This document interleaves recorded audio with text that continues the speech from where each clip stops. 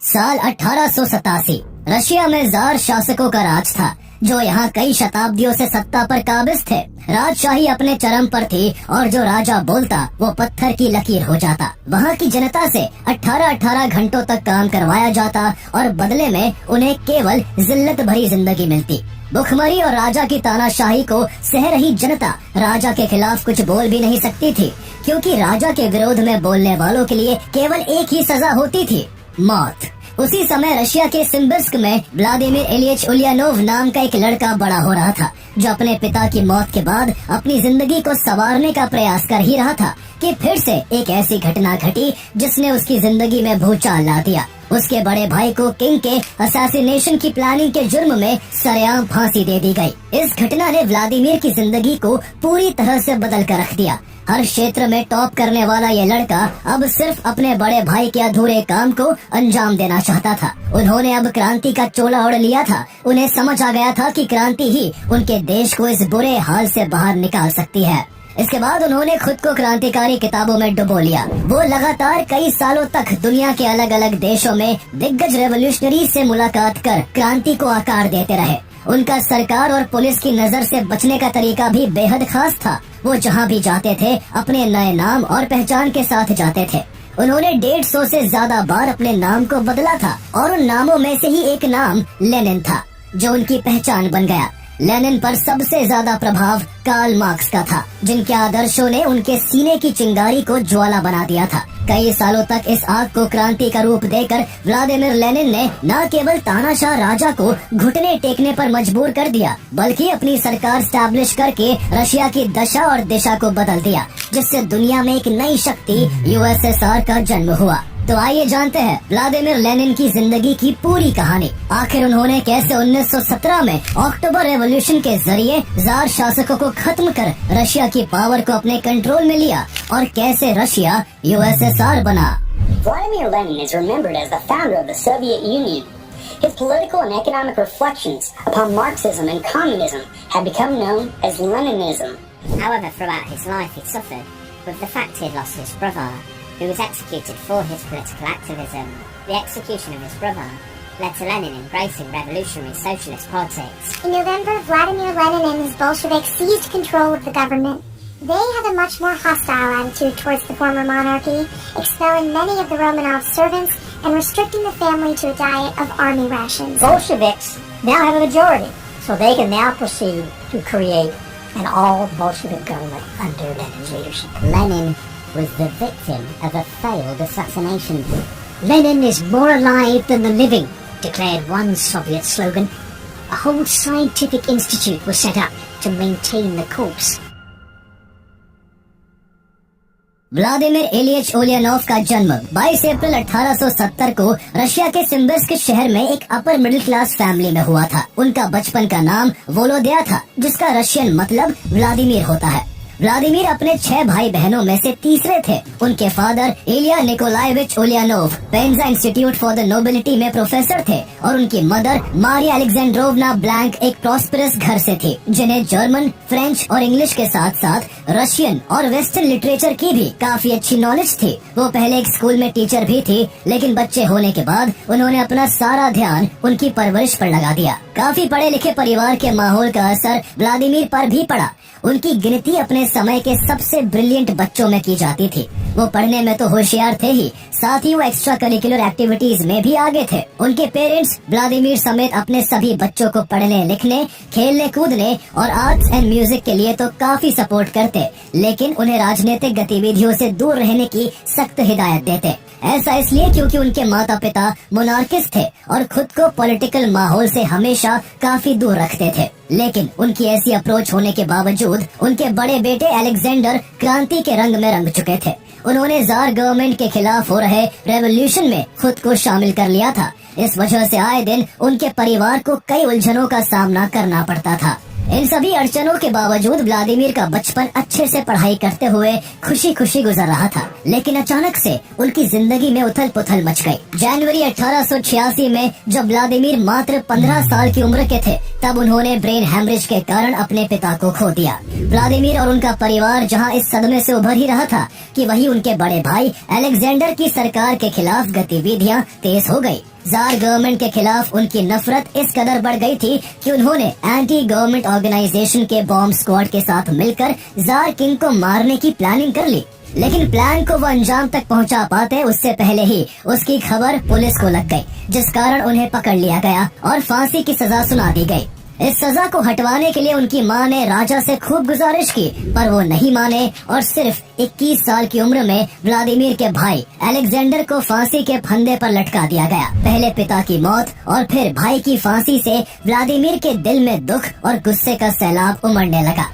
भाई की फांसी ने उनको पूरी तरह से बदल कर रख दिया था। वो एक बात अब तय कर चुके थे कि उन्हें अब पिता की मोनार्किस्ट सोच को पूरी तरह से त्याग कर अपने भाई की रेवोल्यूशनरी आइडियोलॉजी को अपनाना है। उनके अंदर का क्रांतिकारी अब जाग चुका था और उनका बढ़ता हर कदम उन्हें रेवोल्यूशनरी की राह पर ले जाने लगा। उन्होंने जब 1887 में लॉ की पढ़ाई के लिए कजान की एक लोकल यूनिवर्सिटी में एडमिशन लिया, तो वो रेवोल्यूशनरी सोच वाले लोगों के साथ उठने बैठने लगे। वो ज़ेम्लिया चेस्टवो से जुड़े, जो लोगों पर हो रहे अत्याचार और गवर्नमेंट के खिलाफ काम कर रहा था। व्लादिमीर ने इस ग्रुप में बढ़ चढ़कर हिस्सा लिया। उनके बोलने का तरीका इतना जबरदस्त था कि ग्रुप के लोग उनके मुरीद हो चुके थे। कुछ ही समय में उन्हें ज़ेम्लिया चेस्टवो काउंसिल का रिप्रेजेंटेटिव बना दिया गया। दिसंबर में जार रेजिमेंट के खिलाफ हो रहे डेमोन्स्ट्रेशन में उन्होंने बढ़ चढ़कर पार्टिसिपेट किया, जिस वजह से वो सरकार की नजरों में भी आने लगे। उन्हें जल्द ही पुलिस ने अरेस्ट कर लिया, जिसके बाद उन्हें न केवल यूनिवर्सिटी से सस्पेंड कर दिया गया, बल्कि मिनिस्ट्री ऑफ इंटरनल अफेयर्स ने भी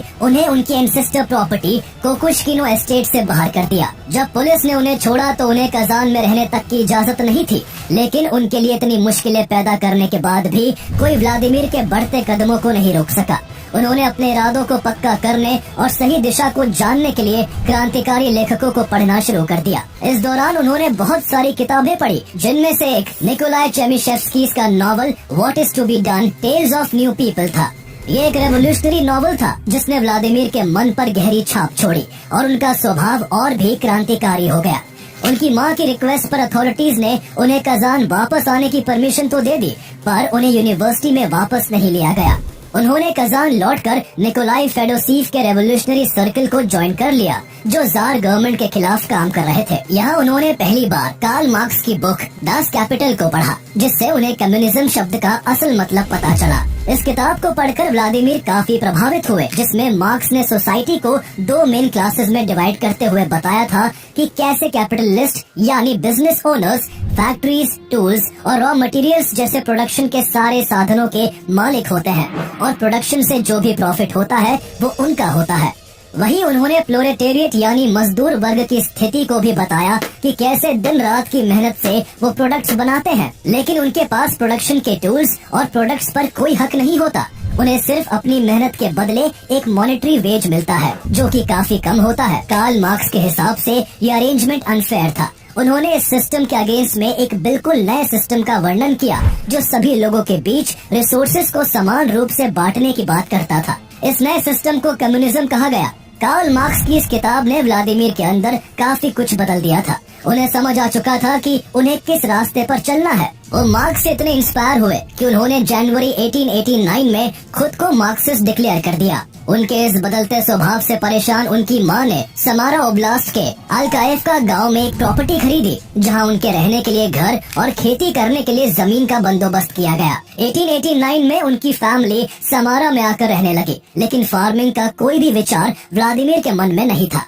यहाँ भी वो अपने काम को जारी रखते हुए एलेक्सी स्क्लेरेंको के सोशलिस्ट ग्रुप में शामिल हुए और उन्होंने कार्ल मार्क्स और फ्रेडरिक एंगल के पैम्फलेट द कम्युनिस्ट मैनिफेस्टो को रशियन लैंग्वेज में ट्रांसलेट करके जगह जगह बांटा। इस दौरान उन्होंने Russian revolutionary philosopher and Marxist theorist Georgi Plekhanov को भी पढ़ा, जिनके हिसाब से रशिया फ्यूडलिज्म से कैपिटलिज्म की ओर जा रहा था और देश को सोशलिज्म ही बचा सकता था, जहां हर एक को इक्वल राइट्स मिल सके और किसी में भी ऊंच नीच का फर्क ना हो। अपने आप को रेवोल्यूशनरी एनवायरनमेंट में रखने के साथ साथ व्लादिमीर अपनी लॉ की डिग्री पाने में भी लगे हुए थे। 1890 में सेंट पीटर्सबर्ग यूनिवर्सिटी ने व्लादिमीर को एक्सटर्नली एग्जाम देने की इजाजत दे दी। यहाँ से अगले साल नवंबर 1891 में उन्होंने ग्रेजुएशन के हर एग्जाम में फर्स्ट पोजीशन हासिल की, लेकिन उसी दौरान उनकी सबसे प्यारी बहन ओल्गा की डेथ हो गई, जिस कारण उनकी ग्रेजुएशन की खुशी एक भारी दुख में बदल गई। इसके बाद व्लादिमीर काफी लंबे समय तक समारा में ही रहकर वहाँ एडवोकेट के रूप में काम करते रहे। वकालत करते रहने और रेवोल्यूशनरी लेखकों को पढ़ते रहने के साथ साथ वो पॉलिटिक्स से भी जुड़े रहे और रशिया को कम्युनिस्ट स्टेट कैसे बनाया जाए इसकी प्लानिंग करने लगे। इसी बीच उन्होंने किसानों की अर्थव्यवस्था को लेकर एक आर्टिकल लिखा, जिसे वो एक न्यूज़पेपर रशियन थॉट में पब्लिश करवाना चाहते थे, पर उनका वो लेख इस कदर क्रांतिकारी था कि पब्लिशर ने उसे छापने से मना कर दिया। अब तक ढेर सारी किताबों को पढ़कर उन्होंने उनसे काफी कुछ सीखा और खुद भी कई आर्टिकल्स लिखे, जिससे रशिया में क्रांति की नींव रखी जा रही थी। 1893 में वो सेंट पीटर्सबर्ग आ गए, जहां उन्होंने एक मार्क्सिस्ट रेवोल्यूशनरी सेल में बैरिस्टर्स असिस्टेंट के तौर पर काम शुरू किया था, लेकिन उनकी काबिलियत और उनके प्रभाव को देखते हुए उन्हें वहां सीनियर पोजीशन दे दी गई और एक साल बाद 1894 में वो मार्क्सिस्ट वर्कर्स के सर्किल को भी लीड करने लगे। उन्हें ये बात अच्छे से पता थी कि जार गवर्नमेंट की पुलिस उन्हें किसी भी वक्त अरेस्ट कर सकती है, इसलिए वो हर बार अपने नाम और पहचान को बदलकर एक जगह से दूसरी जगह जाते। इसी बीच उनकी मुलाकात नादेज़्दा नादिया क्रुप्स्काया से हुई, जो खुद मार्क्सिज्म को फॉलो करने वाली एक स्कूल टीचर थी। इस दौरान क्रुप्स्काया ने व्लादिमीर की खूब मदद की, जिस वजह से उनकी नजदीकियां क्रुप्स्काया से काफी बढ़ गई। सभी वर्कर्स और सोशल डेमोक्रेट्स को एक करने के लिए 1895 में व्लादिमीर के कॉमरेड्स ने उन्हें वेस्टर्न यूरोप भेजा, ताकि वो जॉर्जी प्लेखानोव जैसे रशियन मार्क्सिस्ट से संपर्क कर सके। यहाँ उनके अलावा उन्होंने कार्ल मार्क्स के सन इन लॉ पॉल लफॉक से भी मुलाकात की। इसके बाद लेनिन ने पेरिस कम्यून ऑफ 1871 पर रिसर्च की और इसे प्रोलेटेरियन गवर्नमेंट के एक प्रोटोटाइप के रूप में देखा। रशिया लौटने के बाद व्लादिमीर ने एल मार्तोव जैसे बाकी मार्क्सिस्ट के साथ मिलकर मार्क्सिस्ट ग्रुप्स को एक ऑर्गेनाइजेशन में यूनिफाई किया, जिसे union for the struggle for the liberation of the working class कहा गया। ये यूनियन वर्कर्स की तरफ से लीफलेट्स और प्रोक्लेमेशंस जारी करती थी, वर्कर्स स्ट्राइक को सपोर्ट करती थी और वर्कर्स की एजुकेशन क्लासेस में इनफिल्ट्रेट करके उन्हें मार्क्सिज्म के बेसिक प्रिंसिपल सिखाती थी। ये यूनियन बहुत कम समय में काफी कारगर साबित हो रही थी और इसी वजह से ये अथॉरिटीज की नजरों से भी नहीं बच सकी। लगातार इन एक्टिविटीज के चलते दिसंबर 1895 में व्लादिमीर समेत यूनियन के 40 एक्टिविस्ट को अरेस्ट कर लिया गया। व्लादिमीर जार सरकार के लिए सबसे बड़ा खतरा थे, इसलिए अरेस्ट करने के बाद उनके ऊपर कई चार्जेस लगाए गए। इनमें कई आरोप झूठे थे, जिन्हें उन्होंने एक्सेप्ट तो नहीं किया, लेकिन उन्होंने एक क्रांतिकारी की तरह बेल लेने से भी इनकार कर दिया और जेल में ही रहकर अपना ज्यादातर समय पढ़ने और लिखने में बिताने लगे। यहाँ व्लादिमीर मार्क्सिज्म प्रोस्पेक्टिव का इस्तेमाल करते हुए जारसिज्म, एरिस्टोक्रेसी और कैपिटलिस्ट को हटाकर प्रोलेटेरिएट लाने का तरीका ढूंढने लगे। उन्होंने एक ऐसे देश का सपना देख रखा था जो आम आदमी का हो और वहाँ की सरकार भी उसी आम आदमी के हाथों में हो। करीब 15 महीनों की सजा काटने के बाद फरवरी 1897 में लेनिन को 3 साल के लिए साइबेरिया भेज दिया गया, जहां उन पर और उनके परिवार पर पुलिस की सख्त निगरानी रखी गई, जिस कारण लेनिन का बाकी क्रांतिकारियों से मिलना जुलना मुश्किल हो गया। इसके कुछ महीने बाद 10 जुलाई 1898 को नादिया क्रुप्स्काया और व्लादिमीर ने एक चर्च में शादी कर ली। नादिया क्रुप्स्काया न केवल उनकी लाइफ पार्टनर बनी, बल्कि वो उनकी कॉमरेड के साथ साथ आगे चलकर उनकी सेक्रेटरी भी बनी। इसी दौरान व्लादिमीर ने the development of capitalism in Russia नाम की अपनी सबसे लंबी किताब लिखी, जिसमें उन्होंने बताया कि किस तरह कैपिटलिज्म तेजी से किसान समुदाय को नष्ट कर रहा है। लेकिन उनकी इस किताब पर पब्लिक का रिएक्शन कुछ खास नहीं रहा, पर वो अपनी बात को किसान समुदाय समेत देश के जन जन तक पहुंचाना चाहते थे। इसलिए उन्होंने रशियन मार्क्सिस्ट मूवमेंट के एक नए स्तंभ के तौर पर इस्क्रा नाम से एक न्यूज़पेपर शुरू करने के लिए साल 1900 में साइबेरियन एग्जाइल पूरा होने के बाद देश छोड़ दिया। वो वेस्टर्न यूरोप चले गए, जहां उन्होंने प्लेखानोव, जूलियस मार्तोव और 3 अन्य एडिटर्स के साथ मिलकर न्यूज़पेपर स्टार्ट कर दिया। इस न्यूज़पेपर से उनका उद्देश्य स्कैटर्ड रशियन मार्क्सिस्ट ग्रुप्स जो रशिया और वेस्टर्न यूरोप में फैले हुए थे, उनको यूनिफाई करके एक कोहेसिव सोशल डेमोक्रेटिक पार्टी बनाने का था। उन्होंने कई लीफलेट्स लिखे जिनका मकसद वर्कर्स की जार गवर्नमेंट के प्रति लॉयल्टी को तोड़ना था। लेनिन ने अपने लेख के जरिए उन्हें ये समझाने की कोशिश की कि उनकी कठिन जिंदगी का सबसे बड़ा कारण जारसिज्म का कैपिटलिस्ट को दिया गया समर्थन ही है। इस्क्रा, जिसमें कई प्रोमिनेंट यूरोपियन मार्क्सिस्ट शामिल थे, उनके सपोर्ट से इस न्यूज़पेपर को रशिया में चोरी छिपे पहुंचाया जाने लगा। व्लादिमीर की सोच और उनका नजरिया चोरी छिपे घर घर तक पहुंच रहा था और अंदर ही अंदर लोगों का उनके लिए समर्थन बढ़ रहा था। ये उनका बात रखने का हुनर ही था कि इस्क्रा पिछले 5 दशकों का देश का सबसे सफल अंडरग्राउंड पब्लिकेशन बन गया। लेनिन 1901 में एक बार अंडरग्राउंड रेवोल्यूशनरी वर्क के लिए कहीं गए हुए थे, जब उन्होंने पहली बार लेनिन नाम का इस्तेमाल किया।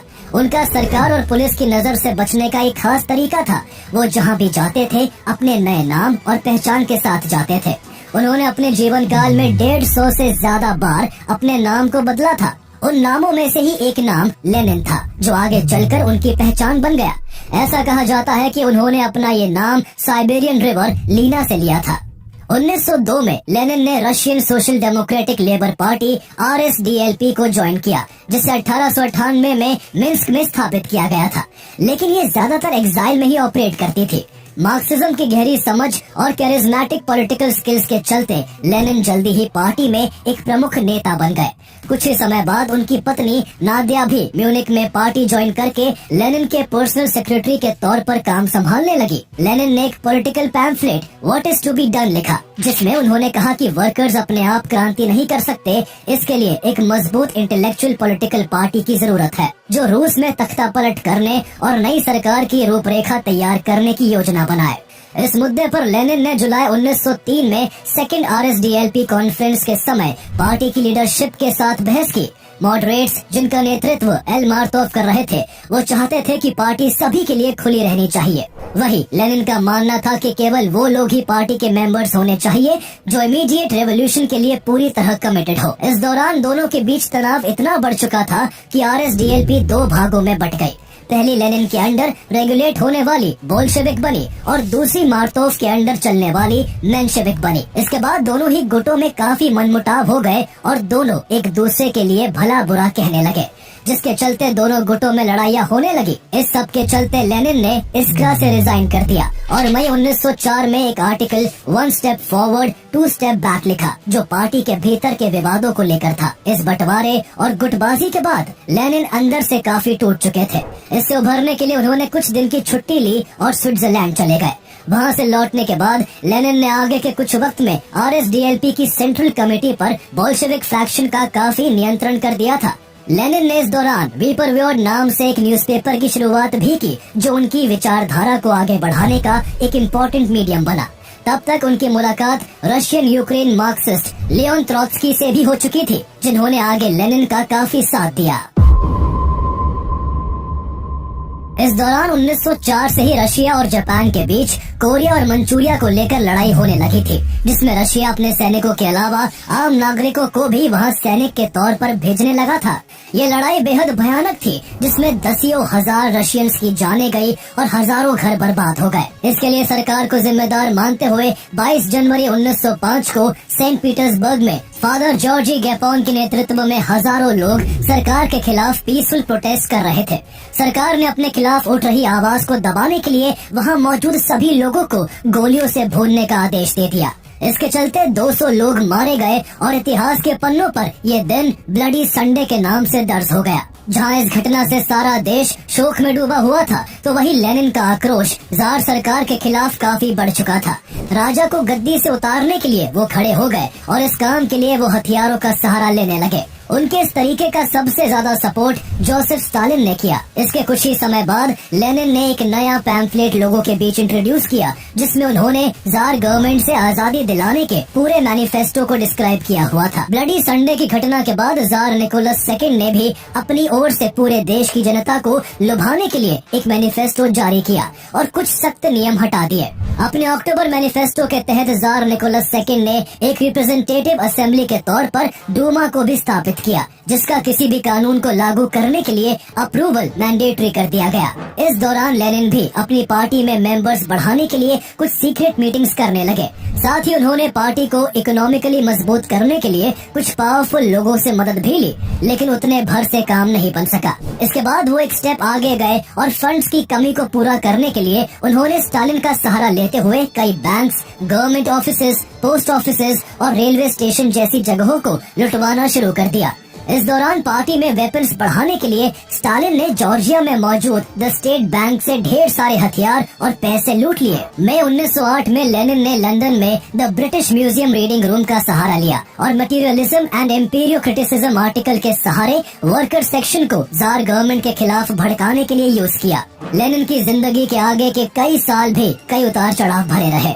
उन्होंने जगह जगह जाकर अपने काम को आगे बढ़ाया। RSDLP की मीटिंग्स में कभी उनके कुछ पॉइंट्स पर सभी की सहमति होती तो कुछ मुद्दों पर पूरी पार्टी को मनाना लगभग नामुमकिन हो जाता था। इस दौरान उनका साथ देने वाले केवल 2 लोग स्टालिन और ट्रॉट्स्की थे। ऐसे ही कुछ भरोसेमंद साथियों के साथ मिलकर उन्होंने 1912 में देश में बोल्शेविक पार्टी की मजबूत नींव रखी। साल 1914 में जब वर्ल्ड वॉर 1 की शुरुआत हुई तो लेनिन फिर से एग्जाइल पर चले गए और इस बार उन्होंने स्विट्जरलैंड में पनाह ली। लेकिन इस दौरान भी उन्होंने रेवोल्यूशन को लेकर कोई समझौता नहीं किया। सितंबर 1915 में उन्होंने जिमरवॉल्ड कॉन्फ्रेंस और फिर अप्रैल 1916 में किएंथल कॉन्फ्रेंस को अटेंड किया। इन कॉन्फ्रेंसेस में लेनिन ने सभी यूरोपियन सोशलिस्ट से अपील की कि वो इस इंपीरियलिस्ट वॉर को एक पूरे कॉन्टिनेंट में फैलने वाले सिविल वॉर में बदल दे, जिसमें प्रोलेटेरिएट यानी मजदूर वर्ग को बोएजवाजी और एरिस्टोक्रेसी के खिलाफ खड़ा किया जा सके। इस समय लेनिन अपने आंदोलन के काफी सही स्तर पर थे और उनकी आवाज लाखों लोगों तक पहुंच भी रही थी और लोग उनसे एग्री भी कर रहे थे। लेकिन इसी बीच उन्हें तब बहुत बड़ा झटका लगा जब उनकी माँ का देहांत हो गया। माँ की मौत ने लेनिन को तोड़ कर रख दिया और उन्हें गहरा सदमा लगा। वो धीरे धीरे डिप्रेशन के शिकार हो गए। डिप्रेशन के दौरान उन्हें ये तक लगने लगा था कि अब वो भी ज्यादा दिन तक जी नहीं पाएंगे। उन्हें मौत से ज्यादा चिंता इस बात की थी कि अगर वो नहीं रहे तो जिस देश का सपना उन्होंने देखा था उसे कौन और कैसे पूरा करेगा। इस विचार ने उन्हें फिर से काम में जुटने के लिए प्रभावित किया और वो अपनी हेल्थ पर ध्यान देकर फिर से काम में लग गए। 1917 में उन्होंने imperialism the highest stage of capitalism नाम की बुक पब्लिश की, जिसे काफी लोगों ने पढ़ा और लेनिन के कई मुद्दों पर लोगों का भरपूर समर्थन मिला। जहां लेनिन अपने विचारों से रशिया के किसान, मजदूर और वंचित वर्ग के लोगों में पॉपुलर हो रहे थे, तो वही जार निकोलस II द्वारा अपने एम्पायर के एक्सपेंशन के लिए वर्ल्ड वॉर 1 में शामिल होने के फैसले से रशिया बर्बादी के रास्ते पर चल पड़ा था।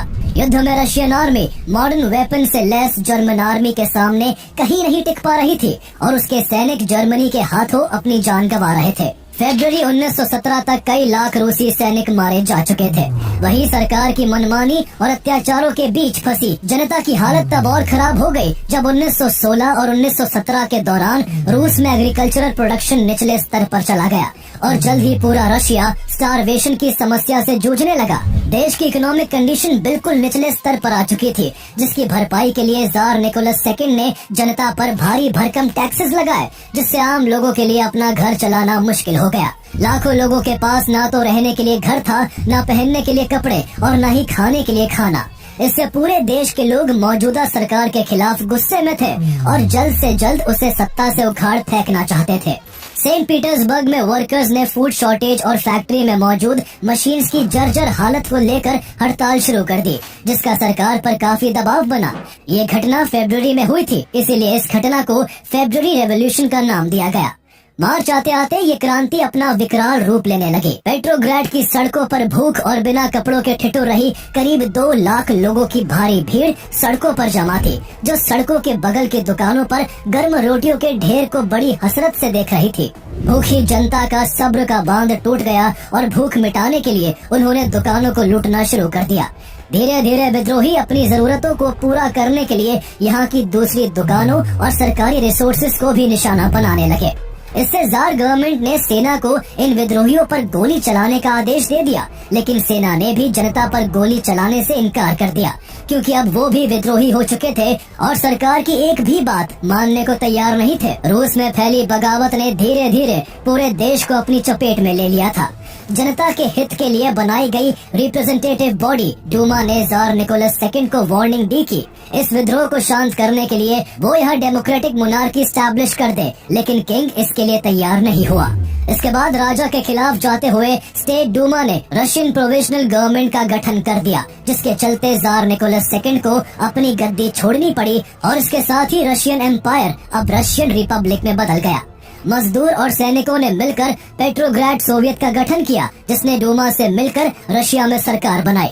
इस प्रोविजनल गवर्नमेंट के हेड अलेक्जेंडर फ्योडोरोविच केरेंस्की बने, जिन्हें आगे चलकर जुलाई में डूमा और सोवियत ने रशिया का प्राइम मिनिस्टर बना दिया। फेब्रुअरी रेवोल्यूशन के दौरान भले ही लेनिन रशिया में नहीं थे, लेकिन इस दौरान उनके बेहद करीबी दोस्त लियोन त्रोत्स्की अपने आप को मेंशेविक बताते हुए इस पूरे रेवोल्यूशन में एक्टिव थे। इस दौरान त्रोत्स्की ने मेंशेविक की सभी स्ट्रेटजीज पर नजर रखी, जो आगे बोल्शेविक पार्टी के काफी काम आने वाली थी। इसके बाद लेनिन ने भी स्विट्जरलैंड से वापस रशिया लौटकर बोल्शेविक्स का नेतृत्व करने का फैसला किया, लेकिन ऑनगोइंग कॉन्फ्लिक्ट के कारण रशिया लौटने के सारे रास्ते बंद हो चुके थे।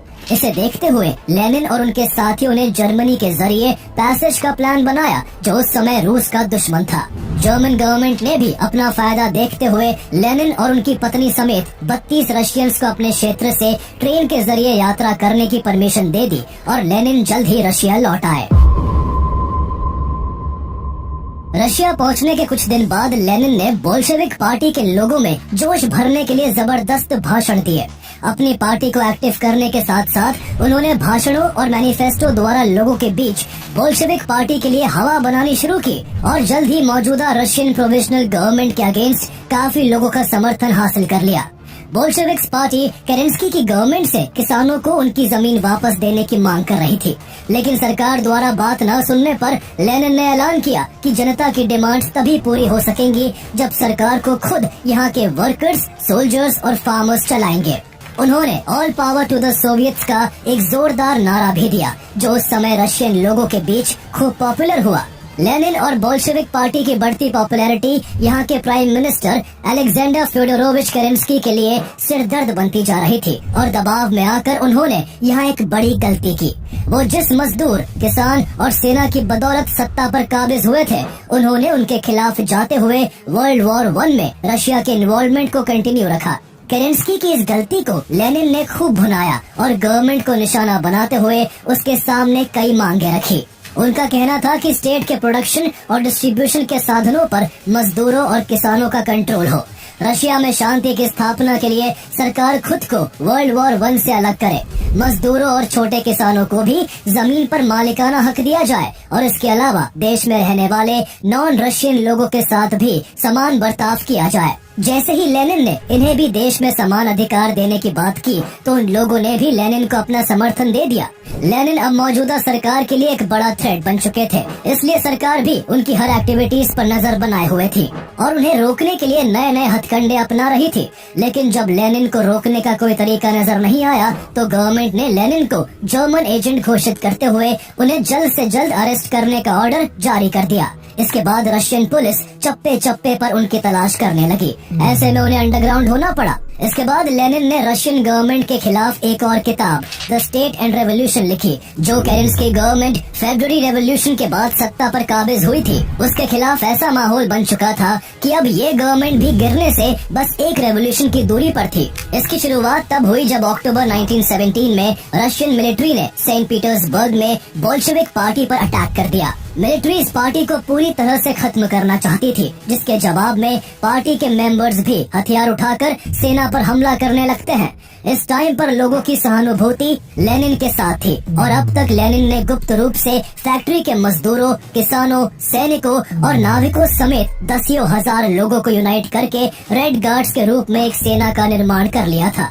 रेड गार्ड्स बहुत ही आक्रामक सेना बन चुकी थी, जिसने न केवल रशियन मिलिट्री को तगड़ा जवाब दिया, बल्कि अक्टूबर महीने में ही सरकारी प्रॉपर्टी को भी अपने कब्जे में करना शुरू कर दिया। कुछ ही समय के अंदर केरेंस्की गवर्नमेंट की हर एक प्रॉपर्टी को लेनिन की पार्टी अपने कब्जे में कर चुकी थी और जल्दी ही अलेक्जेंडर फ्योडोरोविच केरेंस्की की सरकार भी गिरा दी गई। आगे चलकर second all Russian Congress of Soviets के लोगों ने रशिया में न्यू गवर्नमेंट की स्टैब्लिशमेंट करने के लिए वोट किया, जिसमें बोल्शेविक पार्टी ने जीत हासिल की और लेनिन को काउंसिल ऑफ पीपल्स कमिश्नर्स का चेयरमैन चुन लिया गया और उनकी लीडरशिप में रशिया दुनिया का फर्स्ट कम्युनिस्ट स्टेट बना। लेनिन के हाथों में सत्ता आने के बाद उन्होंने कई सारे बदलाव किए। यहाँ सोशलिस्ट पॉलिसीज लागू की गई और न्यू इकोनॉमिक पॉलिसी NEP को अपनाया गया, जिसने मार्केट ओरिएंटेड रिफॉर्म्स को अलाउ किया।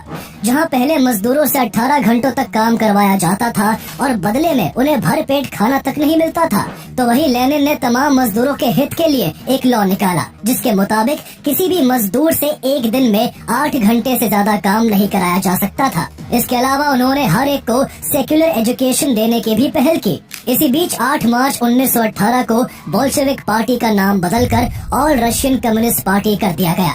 इसके बाद अप्रैल 1918 में नेशनलाइज फॉरेन ट्रेड को शुरू किया गया और कुछ महीनों बाद जून 1918 में रेलवे स्टेशन, टेक्सटाइल्स, माइनिंग जैसे और भी कई कारखाने पब्लिक के अंडर कर दिए गए। हालांकि इन सभी चीजों को पूरे नियम से चलाने के लिए सरकार ही रेगुलेट कर रही थी।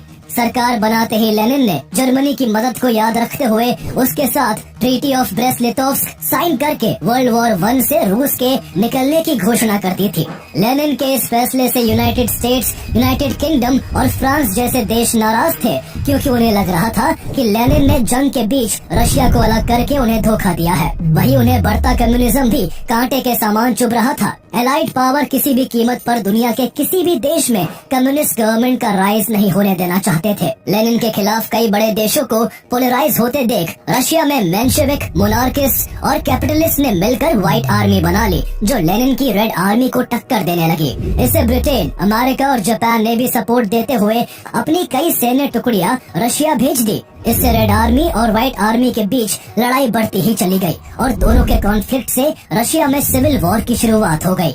लेनिन ने पावर कैप्चर करने के बाद रूस की पहली सीक्रेट पुलिस चेका का भी एस्टैब्लिशमेंट किया था। सिविल वॉर के दौरान जब देश की इकोनॉमिक कंडीशन खराब होने लगी, तो लेनिन ने चेका का इस्तेमाल अपने विरोधियों और अपनी पार्टी के ही भीतर चुनौती देने वालों को चुप कराने के लिए किया। लेकिन फिर भी लेनिन के दुश्मनों की संख्या कम होने का नाम नहीं ले रही थी। अगस्त 1918 में मॉस्को की एक फैक्ट्री से लेनिन बाहर निकल रहे थे। उसी समय उनकी विरोधी सोशलिस्ट पार्टी की एक महिला सदस्य फानिया कापलान ने लेनिन पर गोली चला दी, जिससे वो बुरी तरह घायल हो गए। उन पर हमला करने वाली फानिया कापलान को लेनिन की सीक्रेट पुलिस चेका द्वारा मार डाला गया। ऐसी विरोधी गतिविधियों के बीच Supreme Council of the National Economy का गठन किया गया, जिसका काम सभी सेक्टर की इंडस्ट्रीज को रेगुलेट करने का था।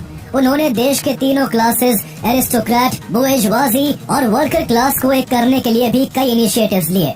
लेनिन के काफी सुधारों के बाद भी रशिया में जारी सिविल वॉर रुकने का नाम नहीं ले रहा था। इसे रोकने के लिए उन्होंने अपने भरोसेमंद साथी लियोन ट्रोत्स्की को रेड आर्मी का कमांडर बना दिया। 1921 तक आते आते रेड आर्मी में सैनिकों की संख्या लगभग 5 मिलियन हो गई, जो व्हाइट आर्मी से 20 गुना ज्यादा थी। इसका परिणाम ये हुआ कि व्हाइट आर्मी के धीरे धीरे पांव उखड़ने लगे और 1922 के अंत तक रेड आर्मी ने देश के पूर्वी बंदरगाह पर कब्जा कर व्हाइट आर्मी को रूस के बाहर साइबेरिया में धकेल दिया, जिससे रशियन सिविल वॉर का अंत हुआ। आगे चलकर रशिया जल्द ही 1 पार्टी स्टेट बन गया, जो कम्युनिस्ट पार्टी के नियंत्रण में था। लेनिन के कम्युनिज्म का प्रभाव आसपास के देशों में भी बढ़ने लगा था और उससे प्रभावित होकर यूक्रेन और बेलारूस जैसे आसपास के कई देश कम्युनिज्म को अपनाते हुए रशिया के साथ जा मिले, जिससे दिसंबर 1922 में USSR का फॉर्मेशन हुआ, जिसे सोवियत यूनियन के नाम से भी जाना जाता है। आगे चलकर USSR का एक्सपेंशन और भी बढ़ा और इस यूनियन में कुल 15 देश शामिल हुए। ये एरिया के हिसाब से दुनिया का सबसे बड़ा देश बन गया, जो सिर्फ बड़ा ही नहीं बल्कि बहुत डाइवर्स भी था, जिसके अंदर 100 से ज्यादा अलग अलग नेशनैलिटीज रहती थी। लेनिन की क्रांति और नीतियों ने रशिया की दशा और दिशा दोनों को पूरी तरह से बदल कर रख दिया था। लेकिन इस दौरान लेनिन की तबीयत लगातार बिगड़ने लगी। 10 मार्च 1923 को उन्हें मेजर स्ट्रोक का सामना करना पड़ा, जिसके बाद वो बोलने में असमर्थ हो गए और यहीं से उन्होंने पॉलिटिक्स से दूरी बना ली। इसके बाद के कुछ महीने लेनिन के लिए काफी संघर्ष से भरे रहे। इन्हीं मुश्किल दिनों को काटते हुए 21 जनवरी 1924 को गोर्की लेनिनस्काई नाम के गांव में उन्होंने अपनी आखिरी सांस ली। लोगों के मन में लेनिन के लिए अपार प्रेम था, इसलिए पार्टी के लोगों ने लेनिन का शव आने वाली पीढ़ियों के लिए कंजर्व रखने का फैसला किया। इस फैसले के बाद लेनिन मॉडर्न वर्ल्ड के पहले मम्मी बन गए। आज तक लेनिन के शव का अंतिम संस्कार नहीं किया गया और वो अभी भी वही है जहाँ 1924 में थे।